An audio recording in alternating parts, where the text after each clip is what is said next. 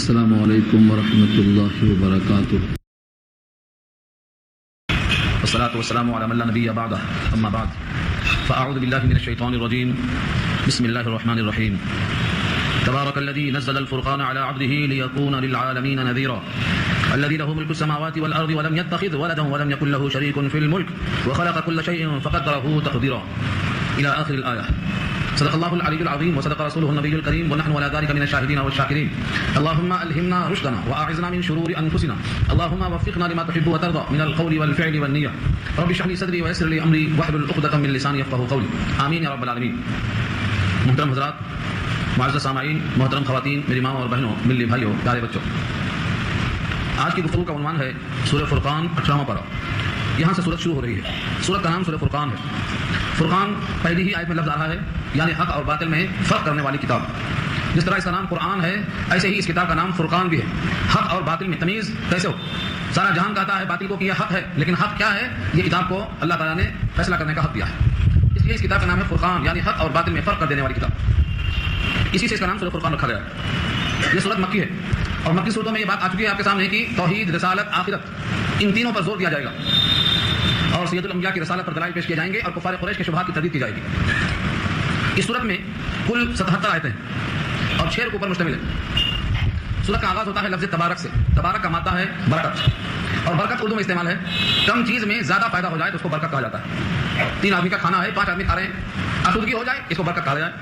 تنخواہ بہت معمولی ہے لیکن بلا کسی سود کے، بلا کسی قرض کے، بلا کسی ذلت کے دنیا میں گزارا ہو جائے یہ برکت ہے. عمر بہت کم ہے، کام زیادہ مل جائے. بہت سے لوگوں کی اسی زندگی میں آپ دیکھتے ہیں کہ عمر 50 سال 60 سال ہے، 100 کتابوں کے مصنف ہیں وہ، اور ہمارا یہ حال ہے کہ اسی 50 سال میں ہم 100 کتاب پڑھنے کے لائق نہیں ہو سکے. اس کا نام بھی برکت ہے. تو کم وقت میں زیادہ چیز ہو جائے اس کو برکت کہا جاتا ہے. یہاں فرمایا تبارک، بابرکت ہے وہ ذات، بڑی عالیشان ذات، الذی نزل الفرقان، جس نے فرقان کو نازل کیا. ذات کو بابرکت بتانے کا مقصد یہاں یہ ہے کہ جب اس کی ذات بابرکت ہے تو جو کتاب اس نے بھیجا ہے وہ کتاب بھی برکت والی ہوگی. اسی والے قرآن کریم میں کئی مقام پہ آیا ہے ھذا کتاب انزلناہ مبارک، یہ ہم نے کتاب بھیجا ہے بابرکت ہے، کیونکہ وہ ذات تبارک ہے، لہذا اس سے جو نکلنے والا کلام ہے، کیونکہ وہ مخلوق نہیں ہے بلکہ اس کی صفت ہے، اور صفت کہتے ہی اسی کو ہیں جو موصوف سے متصل ہو. جب اس کی ذات بابرکت ہے تو اس کا کلام بھی بابرکت ہوگا. اس لیے فرمایا بابرکت ہے، بڑی عالیشان ذات ہے وہ جس نے یہ فیصلے کی کتاب یعنی قرآن نازل کی ہے. لفظ نزلہ استعمال ہوا. نزلہ تنزیل سے بنا ہے جس کے معنی آتے ہیں تھوڑا تھوڑا اتارنا. پورا قرآن ایک بارگی سید الانبیاء کے دل پر نازل نہیں ہوا. قرآن کریم پورا نازل ہوا لیکن لوح محفوظ سے نقل کر کے آسمان دنیا پر ایک شب میں آیا، اس کا نام شب قدر. لیکن وہاں سے جو نبی صلی اللہ علیہ وسلم کے دل پہ نازل ہوا ہے وہ 23 سال میں نازل ہوا. اسی واسطے لفظ نزلہ یہاں فرمایا کیونکہ آگے علی عبدہ آ رہا ہے، اپنے بندے پر. تو جہاں جہاں بندے پر نازل ہونے کا ذکر آئے گا وہاں انزلہ نہیں آئے گا، وہاں تنزیل ہی آئے گا. اور جہاں آسمان سے آسمان اول پر آنے کا ذکر آئے گا وہاں انزلہ آئے گا. ایک شب میں پورا اتار دیا ہم نے. یہاں چونکہ لفظ عبد ہے اور عبد سے مراد عبد کامل ہے، سید الانبیاء محمد مصطفیٰ صلی اللہ علیہ وسلم الف الف مرہ بعدد کل ذرہ. اسی واسطے لفظ نزلہ استعمال ہوا تھوڑا تھوڑا، ایک ایک آیت، دو آیت. اس صورت میں یہ سوال جواب آ گیا رہا ہے کہ تھوڑا تھوڑا کیوں نازل ہوا، پورا ایک بار نازل کیوں نہیں ہوا. کفار قریش کے اعتراضات اور جوابات اس صورت میں آ گیا رہے ہیں. نزل الفرقان، فرقان فیصلے والی کتاب یعنی قرآن نازل فرمایا علی عبدہ، اپنے بندے خاص. عبد کہا، کسی بھی بندے کو اللہ اپنا بندہ کہیں اس سے بڑا دنیا میں کسی بندے کے لیے کوئی اعزاز نہیں. علی عبدہ، اپنے بندے خاص یعنی محمد صلی اللہ علیہ وسلم پر نازل فرمایا. کیوں نازل فرمایا؟ اس کتاب کی ضرورت کیا تھی؟ کیا حالت تھی اس کتاب کی؟ یا نزول کا مقصد کیا تھا؟ دنیا والے اپنے طور پر کچھ بھی طے کر لیں مقصد، لیکن اللہ کا مقصد یہاں ظاہر کیا اللہ نے، اور وہ یہ ہے لیکون للعالمین نذیرا. لیکون میں جو لام ہے یہ لام طے کہلاتا ہے، تاکہ ہو جائیں، تاکہ ہو رہیں. للعالمین سارے جہان والوں کے لیے نذیرا، ڈر سنانے والے، ڈرانے والے بن جائیں. یعنی یہ قرآن آنے سے پہلے مکے میں آپ موجود تھے لیکن کسی بت پرست کو ڈر سنانے والے اس وقت تک نہیں تھے جب تک یہ کتاب نازل نہیں ہو گئی. اس کتاب کے نازل ہونے کے بعد آپ کیا ہو گئے؟ نذیر. اگر تم نے شرک سے توبہ نہ کی، اگر تم بت پرستی سے باز نہ آئے، اگر تم اپنی پیشانیوں کو جگہ جگہ ٹکانے سے باز نہ آئے تو تمہارے واسطے جہنم کا ایندھن تیار ہے. قرآن کے ذریعہ اللہ کے نبی نذیر بنائے گئے. لیکون میں جو لام ہے یہ علت، تاکہ ہو رہیں تمام جہان والوں کے لیے نذیر. لیکون میں جو لام ہے یہ بہت اہمیت کا، تاکہ، اور کانا یکونوں کے معنی ہونا رہنا، تاکہ آپ ہو رہیں. مکے میں تو آپ تھے 40 سال سے تھے، 40 سال کے بعد قرآن نازل ہوا ہے. شباب موجود ہے، بت پرستی موجود ہے، اور ان تمام روایتوں کو اگر سامنے رکھا جائے کہ میں نبی تھا جب آدم مٹی کیچڑ میں تھے تب تو نبوت بھی موجود تھی، لیکن آپ نذیر اور بشیر کا فریضہ انجام دینے میں اس کتاب کا انتظار نہیں کر رہے تھے بلکہ انتظار کی امید بھی نہ تھی. اللہ نے خود کہا ہے ہم نے یہ کتاب دیا آپ کو تو اس کا انتظار نہیں تھا، اس کی آپ کو کوئی توقع نہیں تھی، کوئی امید نہیں. ہم نے بس دیا اپنی رحمت سے. وما كنت ترجو، آپ کو تو امید بھی نہیں تھی ان یلقى الیک الکتاب، کہ آپ پر کتاب بھیجی جائے گی، الا رحمۃ من ربک، مگر یہ اللہ کی رحمت ہے کہ اللہ نے کتاب بھیج دیا. تو کتاب بھیجنا انتظار کے بعد نہیں تھا، اللہ کی رحمت جوش میں آئی کہ نبی موجود ہیں اور سارا جہان کفر میں شرک میں لگا ہوا ہے، چلو ایسی کتاب بھیج دو جو فرقان ہے، لوگوں کو حق اور باطل میں فرق کرنے والی کتاب مل جائے، اور اس کتاب کے ذریعے سے اللہ کے نبی کیا بن جائیں؟ سارے جہان کے واسطے نذیر بن جائیں، لیکون للعالمین نذیرا، تاکہ آپ ہو جائیں سارے جہان کے واسطے نذیر اور ہادی، سارے جہان کے لیے نذیر اور ہادی۔ سارا جہان اگر تسلیم نہ کرے تو، سارے جہان کو ڈرانے کے باوجود سارا جہان اگر نہیں مانتا ہے تو کیا حق ہے کہ سارے جہان کو ڈرایا جائے؟ اس کے جواب کے لیے آگے فرمایا کہ جس نے بھیجا ہے وہ ذات جو بابرکت ہونے کے علاوہ مالک ہے زمین اور آسمان، بلکہ ساتوں زمین اور ساتوں آسمان اس کی ملکیت میں ہیں، لہذا اس کے بھیجے ہوئے کتاب کو، اس کے بھیجے ہوئے رسول کو اگر نہیں مانیں گے تو سزا دینے پر وہ قادر ہے۔ اس لیے آگے فرمایا الذی لہ ملک السماوات والارض، الذی وہ ذات جو اسی کے لیے ہے ملک السماوات آسمانوں کی بادشاہت، والارض اور زمین کی حکومت، سب اس کو حاصل ہے، لہذا اس کا بھیجا ہوا کتاب نامہ اگر لوگ نہیں مانیں گے تو سزا کے مستحق ہو جائیں گے۔ اب کائنات میں جن جن لوگوں نے اللہ کا تعارف کروایا ہے، کسی نے اللہ کا بیٹا بھی، اللہ کی بیوی بھی، اللہ کی بیٹی بھی، اللہ کے لیے مخلوق بھی، سب ثابت کیا ہے۔ اللہ تعالیٰ نے یہاں سے اپنی ملکیت میں کسی شرکت کی ادنا درجے کی شرکت کو برداشت نہیں کیا ہے، سب کی تردید کر دیا۔ اس لیے آگے فرمایا ولم یتخذ ولدا، اس کی کوئی اولاد نہیں۔ پہلی بات سن لو کہ وہ اپنی بادشاہت میں اولاد کا بھی محتاج نہیں، اپنی بادشاہت میں بیوی کا بچوں کا محتاج نہیں، اپنی بادشاہت کے بقا کے لیے کسی بھی تعلق کا اور کسی قسم کے رشتے کا اس کو کوئی احتیاج نہیں ہے۔ ولم یتخذ ولدا، اولاد کو اس نے بنایا نہیں۔ اس لفظ سے عیسائیوں کا کہنا کہ عیسیٰ اللہ کے بیٹے ہیں غلط، یہودیوں کا یہ کہنا کہ عزیر اللہ کے بیٹے ہیں غلط، کفار قریش کا یہ کہنا کہ فرشتے اللہ کی بیٹیاں ہیں غلط، کفار قریش کا یہ عقیدہ کہ جنات کی سردارانیاں اللہ کی بیویاں ہیں عقیدہ غلط، ان تمام کی یہاں تردید مقصود ہے۔ ولم یکن لہ شریک فی الملک، اور نہیں ہے کوئی اس کے لیے شریک، کوئی ساجی اس کی حکومت میں، فی الملک بادشاہت میں کوئی شریک نہیں، کوئی صحیح نہیں، یعنی کوئی پارٹنرشپ میں بھی نہیں، کوئی شرکت میں بھی نہیں، نہ رشتے کے اعتبار سے نہ شرکت کے اعتبار سے کوئی اس کی بادشاہت میں شریک نہیں۔ وخلق کل شیء، اور پیدا کیا ہر چیز کو، ہر چیز کا اشارہ کر دیا کہ دنیا کی ہر مخلوق اس کی تخلیق ہے، نہ اس کی ملکیت میں شریک ہو سکتی ہے، نہ رشتے ناطے کا تعلق قائم ہو سکتا ہے، کیونکہ وہ خالق ہے اور سب مخلوق ہیں۔ وخلق کل شیء، کل پہ زور دیجیے آپ، ہر چیز کو اس نے پیدا کیا۔ اللہ کے علاوہ جن جن کا تصور دماغ میں آتا ہے وہ سب کیا ہیں؟ مخلوق ہیں، زمین مخلوق، آسمان مخلوق، چاند سورج مخلوق، سارے انبیاء مخلوق، ساری کتابیں صرف کلام اللہ کے بارے میں یہ ہے کہ وہ اللہ کی صفت ہے، کلام اللہ کا صفت ہے، مخلوق نہیں ہے۔ اور عرش بھی مخلوق ہے، کرسی بھی مخلوق ہے، وہ رب العرش العظیم، اور رب کہتے ہیں جس کو پیدا کر کے تیار کیا جائے، رب کہتے ہیں جس نے کسی چیز کو پیدا کیا ہو تو اس کو عدم سے وجود بخشا ہو، رب کل شیء، ہر چیز کو پیدا کیا عدم سے وجود بخشا، تو عرش کا بھی خالق ہے، کرسی کا بھی وہ خالق ہے، ہر چیز کا جب وہ خالق ہے سب اس کے مخلوق ہیں تو اس کے صفات میں شریک نہیں ہو سکتے۔ فقدرہ تقدیرا، پیدا کر کے یوں ہی تہا بھنگا کے چھوڑ دیا ہوتا نہیں، ایک ایک انسان کی شکلوں کو، صورتوں کو دیکھ لو، چرندوں پرندوں کو دیکھ لو، ان کو پیدا کر کے یوں ہی بے ڈھنگا نہیں چھوڑ دیا، خلق کے بعد فرمایا قدر، اندازہ کیا، تقدیرہ، الگ الگ سب کا اندازہ کیا، 1.25 انچ کا چہرہ، کالا یا گورا یا سانولا، اسی تین میں کروڑوں انسانوں کو پیدا کیا ہے، اور ہر ایک کو اتنا سنوارا ہے کہ کوئی کسی کے مشابہ نہیں ہے۔ جب اللہ نے مخلوق میں ایک دوسرے کا مشابہ نہیں رکھا تو اللہ کے مشابہ کون ہو سکتا ہے؟ لہذا ہر مخلوق میں یہ تلاش کرنا ہی غلط ہے کہ اس میں اللہ کا کوئی دخل ہوگا، الوہیت کا کوئی شائبہ ہوگا۔ اب جن لوگوں نے خدائی کا درجہ دے رکھا ہے بہت سی مخلوقات کو، سورج کو، کسی نے آگ کو، کسی نے پانی کو، کسی نے سانپ کو، کسی نے بچھو کو، جس کو دیکھو سب بنا رکھے ہیں مسجد، ان تمام باطلان کا کیا کیا موقف ہے؟ اللہ فرماتے ہیں ان کی کوئی حیثیت نہیں۔ اللہ کے علاوہ جن جن کو لوگ سجدہ کرتے ہیں اور خالق سمجھتے ہیں ان کی حالت ملکیت کے اعتبار سے ذرہ برابر کچھ بھی نہیں ہے۔ دیکھو الفاظ، واتخذوا من دونه آلهة، اور بنایا ہے لوگوں نے اللہ کے علاوہ، واتخذوا بنایا، اتخاذ کے معنی بنانا، من دونه اس کے علاوہ، آلہہ الہ کی جمع، الہ لا الہ کوئی معبود نہیں، اور آلہہ اس کی جمع ہے، لوگوں نے بنا لیا معبود، کیسوں کو معبود بنا لیا ہے؟ لا یخلقون شیئا، وہ کچھ بھی نہیں پیدا کر سکتے، لا یخلقون، وہ پیدا نہیں کر سکتے، شیئا کچھ بھی۔ جتنے بتوں کی پوجا ہو رہی ہے اس میں سے کوئی بت کا نام لے کر بتا دو کہ اس نے ایک مکھی پیدا کیا ہو، ایک مچھر پیدا کیا ہو، ایک مکڑی کا پاؤں پیدا کیا ہو، ایک بھی بت دنیا میں آج تک دستیاب نہیں ہو سکتا ہے کہ اس نے اپنے معبود ہونے کا اظہار کیا ہو، ایک جو بنا کر، ایک سرسوں کا دانہ بنا کر۔ جب وہ مخلوق خود ہیں تو خالق کا کام نہیں کر سکتے، تو جہاں جہاں لوگ سجدہ کرتے ہیں ان تمام کو اللہ نے یہی کہا لا یخلقون شیئا، وہ کچھ پیدا نہیں کرتے۔ اگر صرف یہیں تک بات ہوتی تو کہا دیتے کہ وہ عاجز ہیں، پیدا نہیں کر سکتے، لیکن آگے اللہ فرماتے ہیں وہم یخلقون، بلکہ وہ خود پیدا کیے گئے ہیں۔ یخلقون فعل مضارع مجہول ہے، خود تراشے گئے ہیں، پتھر تابڑا ہوا اس کو تراش دیا گیا ہے تو وہ کیا ہے؟ بنائے گئے ہیں، تراشے گئے ہیں، تیار کیے گئے ہیں۔ وہم یخلقون، وہ خود کے خود گڑھے گئے۔ وہ تو شاباش، کیا کہنے، ترقی اس کو کہتے ہیں۔ نہ ترسے تھے نہ ترشے تھے تو پتھر تھے، تراشے تو خدا ٹھہرے، سجدگار بن گئی سارے عالم۔ اشرف المخلوقات ہونے کے باوجود ان کو سجدہ کرتا ہے کس کو؟ جو خود تراش کے بنایا، ہمارے اٹھانے کا محتاج، ہمارے دھلانے کا محتاج، ہمارے رکھنے کا محتاج، جس کو ہم نے خود ہاتھ پاؤں عطا کیے، جن کو فرضی آنکھ ہم نے خود لگائی اور ہم اس کو سجدہ کر رہے ہیں۔ یہ انسان کی کم عقلی کی دلیل۔ اور صرف یہی نہیں کہ تخلیق نہیں کیے گئے، ان کی تخلیق کچھ نہیں ہے۔ آگے فرمایا ولا یملکون لانفسہم، اور وہ مالک نہیں ہیں اپنی ذات کے لیے۔ تمہیں کچھ دیں گے یہ تو بات کی سوچیں گے، وہ خود اپنی ذات کے لیے مالک نہیں ہے۔ کس کے؟ نفعا ضررا، دونوں لفظ ہے، ضررا ضرر اور نفعا نفع۔ جب وہ خود اپنی ذات کے لیے مالک نہیں ہے، نہ ضرر کے نہ نفع کے۔ دیکھو حالانکہ نفع کو پہلے اور ضرر کو بعد میں آنا چاہیے عام لوگوں کے اعتبار سے۔ لوگ کیا سمجھتے ہیں؟ پہلے نفع، کیونکہ آدمی جب اپنے لیے سوچتا ہے پہلے نفع سوچتا ہے، نقصان بعد میں سوچتا ہے۔ لیکن اللہ فرماتے ہیں یہ اتنے بے بس ہیں، نفع کے لیے تو بے بس ہیں، ضرر کے لیے بھی بے بس ہیں۔ اپنے آنکھ نہیں پوڑ سکتے، آپ پوڑیں گے ان کی آنکھ، اپنے پاؤں نہیں توڑ سکتے، ان کے پاؤں آپ توڑیں گے۔ یعنی آدمی نفع کے لیے مالک نہ ہو تو کوئی بات نہیں، یہ تو نقصان پر بھی قادر نہیں۔ لا یملکون لانفسہم ضرا ولا نفع، نہ ضرر کے نہ نفع کے۔ یہ پتھر نہیں، ہر پتھر کا یہی حال ہے۔ حضرت عمر بن خطاب کا مقولہ یاد رکھنا، حجر اسود پہ جب بوسہ لیتے ہوئے کہا تھا انہوں نے، یہ بھولنے کی چیز نہیں ہے، ایمان کو تازہ کرنے والی بات ہے۔ حضرت عمر نے بوسہ لیتے ہوئے کہا مجھے معلوم ہے کہ تو ایک پتھر ہے، ہاں مجھے یہ معلوم ہے کہ تو ایک پتھر ہے، انکا حجر لا تنفع ولا تضر، نہ تو نفع پر قادر ہے نا ضرر پر قادر ہے. یہیں سے استفادہ کیا جملے گا. اگر میرے محبوب نے تجھ کو ہونٹ لگایا ہوتا تو میں تجھے کبھی بھی ہونٹ نہیں لگاتا. تجھ کو ہونٹ میرا لگنا نفع نقصان کے لیے نہیں ہے، میرے محبوب کی سنت ہے، میرے محبوب کی اتباع. ہاں پتھر کو بھی بوسے لیے دلدار کی خاطر، دیوار کے اطراف پھرے یار کی خاطر. یہ میرے محبوب کا طریقہ نہ ہوتا تو تجھ کو میں کبھی پیار نہیں کرتا. پتھروں کے ساتھ یہ وابستگی رکھا ہے عمر فاروق نے.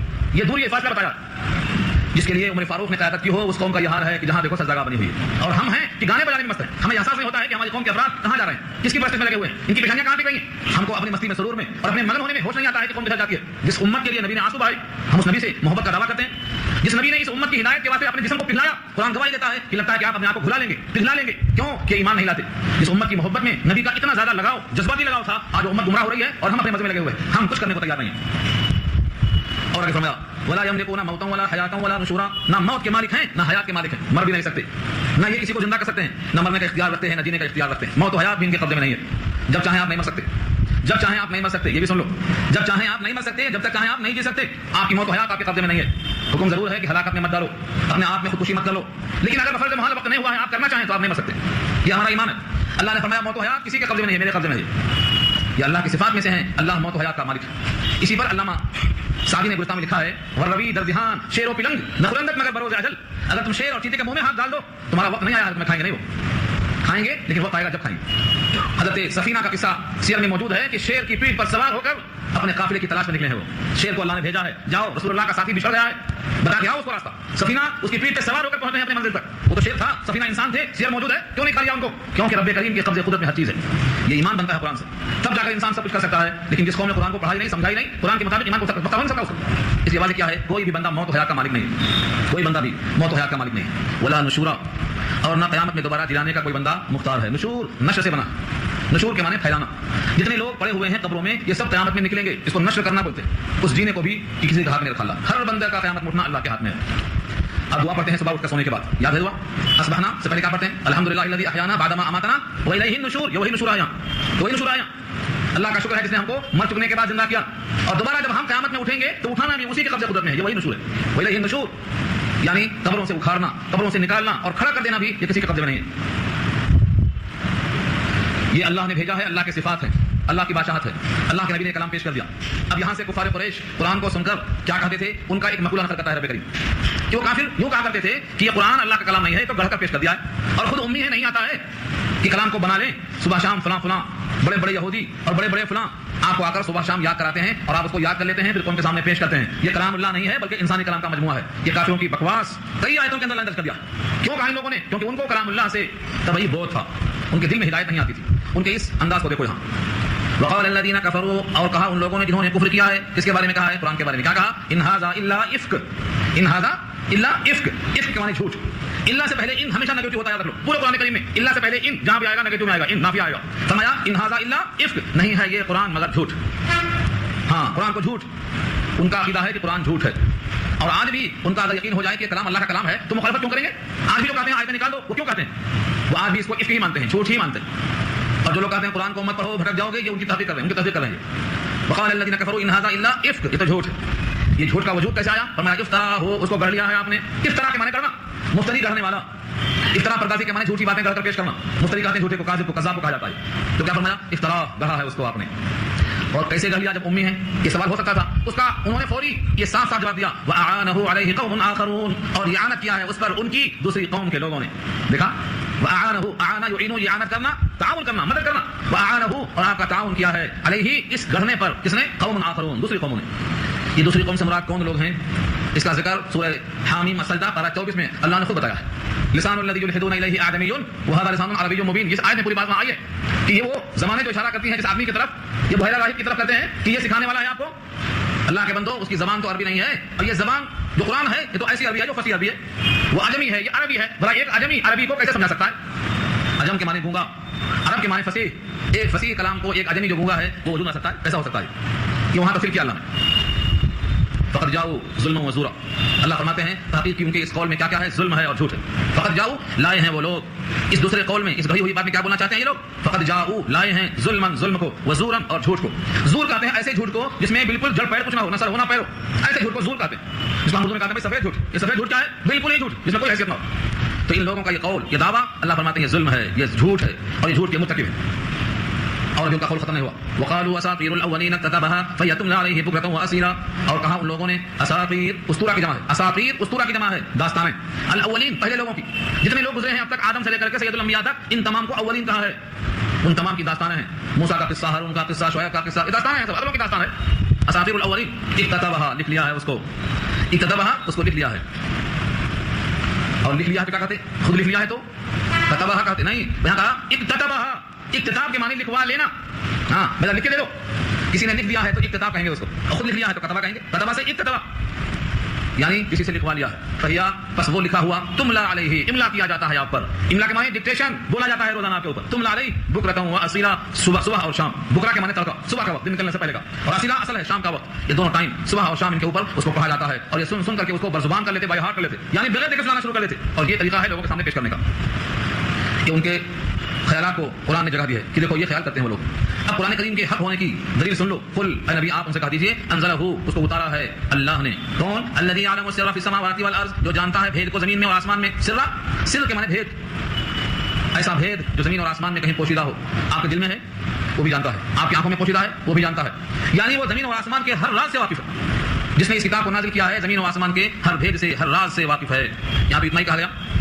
سورہ مومن میں فرمایا ہے یعلم خائنۃ الاعین وما تخفی الصدور، جو آنکھیں خیانت کرتی ہیں وہ بھی جانتے ہیں، جو دل میں بات پوشیدہ ہے راز وہ بھی جانتے ہیں. سب اللہ کا علم ہے. تو اللہ نے جو کہ علم رکھتے ہیں ہر پوشیدہ چیز کا زمینوں میں اور آسمان میں. انہ کان غفورا رحیما، بے شک وہ ہیں مغفرت کرنے والے اور رحم کرنے والے. اللہ غفور الرحیم ہے، ورنہ سب کے راز کو جب جانتے ہیں تو کون کتنا مجرم ہے یہ بھی جانتے ہیں. اور ہر ایک کا جرم ایسا ہے کہ اگر جرم پر سزا دی جائے تو زمین پر چلنے کے لائق کسی کو نہیں پکڑا جا سکتا ہے. سب کے سب اس قابل ہے کہ ان کو مار دیا جائے. زمین پر چلنے والا کوئی نہیں اگر ان کو پکڑا جائے. اس واسطے کہا گیا ہے کہ وہ غفور الرحیم ہیں، گناہوں سے ان کے واقف ہونے کے باوجود اپنے غفور اور رحیم ہونے کی بنیاد پر ان کو جینے کا موقع دے رہے ہیں. اگر ان کے تمام خرابیوں کو جبکہ وہ جانتے ہیں پکڑنا شروع کر دیں تو ایک بھی زمین پر زندہ باقی نہیں رہے گا. اور یہ دو مقام پر آیتیں آ چکی ہیں.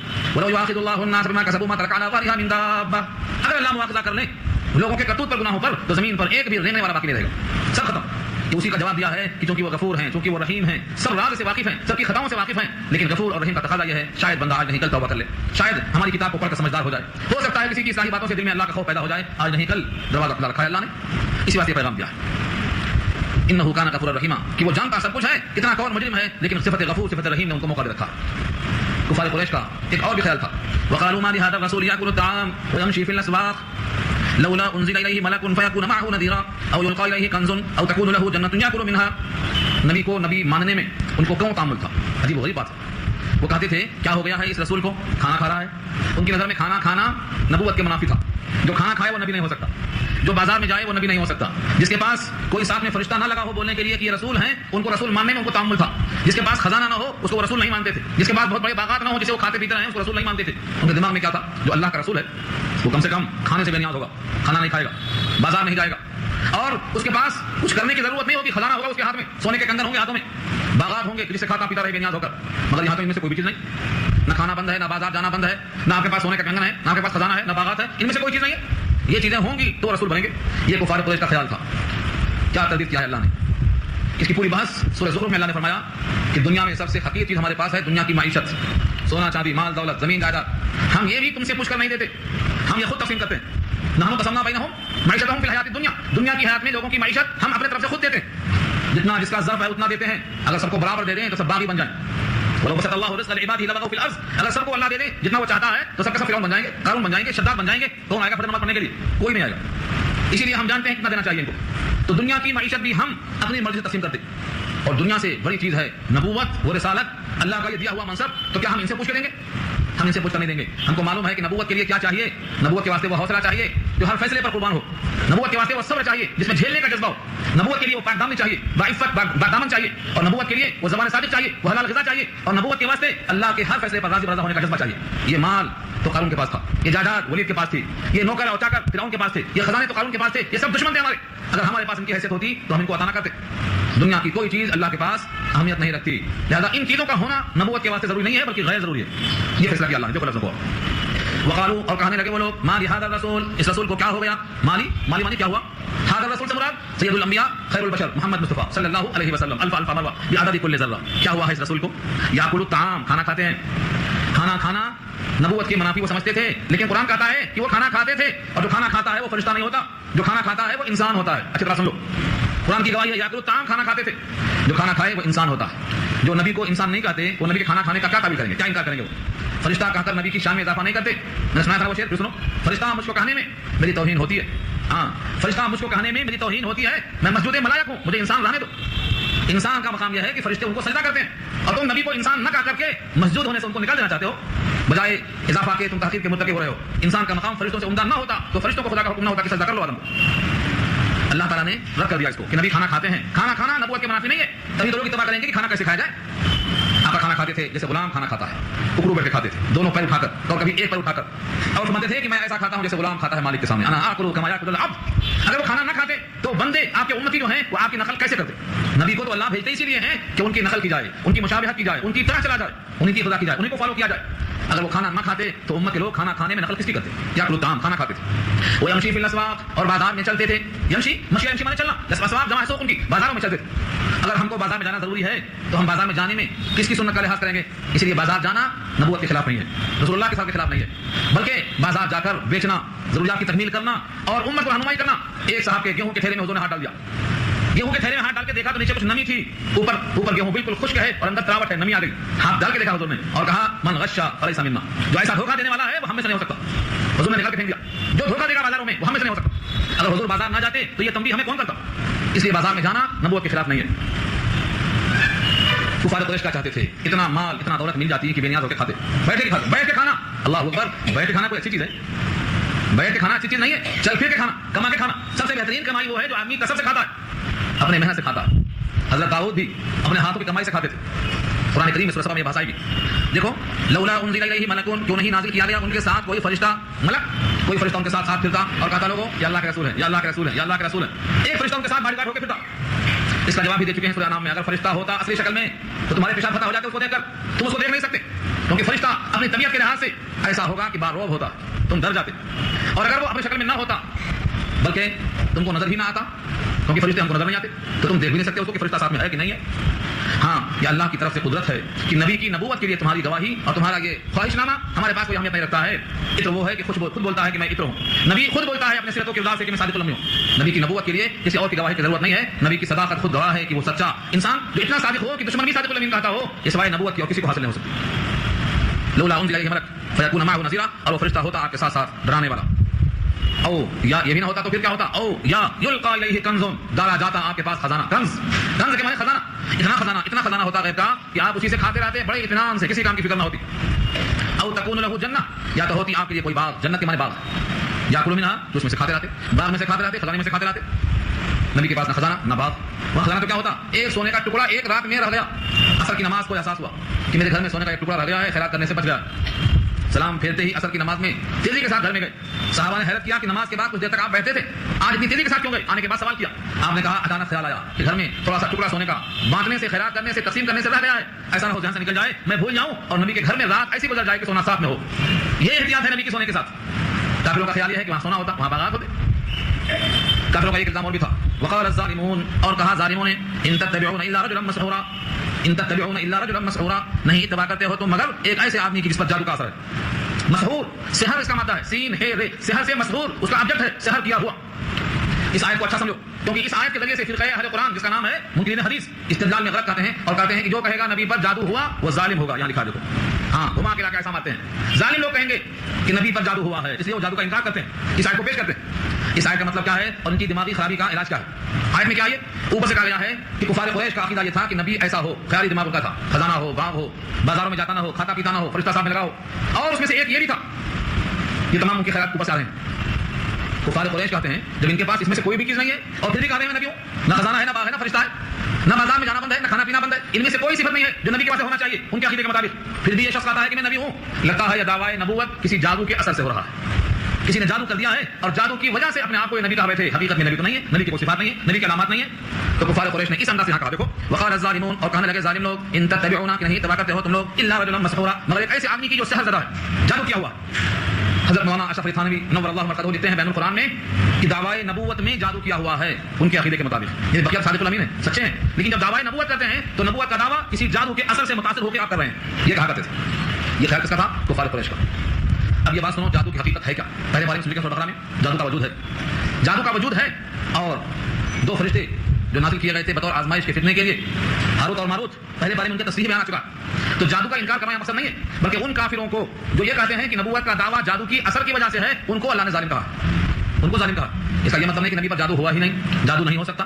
جب تک سورہ ناس، سورہ فاتحہ، سورہ ناس، سورہ فلق نازل نہیں ہوئی تھی تب تک جادو ہونے کا امکان تھا، اور جادو نبی پر ہوا۔ اس کے بعد سورہ ناس، سورہ فلق جب نازل ہو گئی تو آپ پر جادو کا اثر ختم ہو گیا۔ تو جادو کا وجود ہے، اور جادو کسی پر بھی ہو سکتا ہے، لیکن جو بندہ سورہ ناس اور سورہ فلق پابندی سے پڑھے گا جادو کا اثر اس پر نہیں ہو سکتا۔ یہ جادو کے طور نازل کیا ہے اللہ تعالیٰ نے۔ تو اہل قرآن کا یہ کہنا کہ جادو نہیں ہے، جو کہے گا نبی پر جادو ہوا ہے وہ ظالم ہوگا۔ اسی آیت کو پیش کرتے ہیں، وقال الظالمون، ظالم لوگ کہیں گے کہ تم نہیں اتباع کرتے ہو مگر ایسے آدمی کی جس پر جادو کیا گیا ہے۔ تو خلاصہ کلام کیا ہوا؟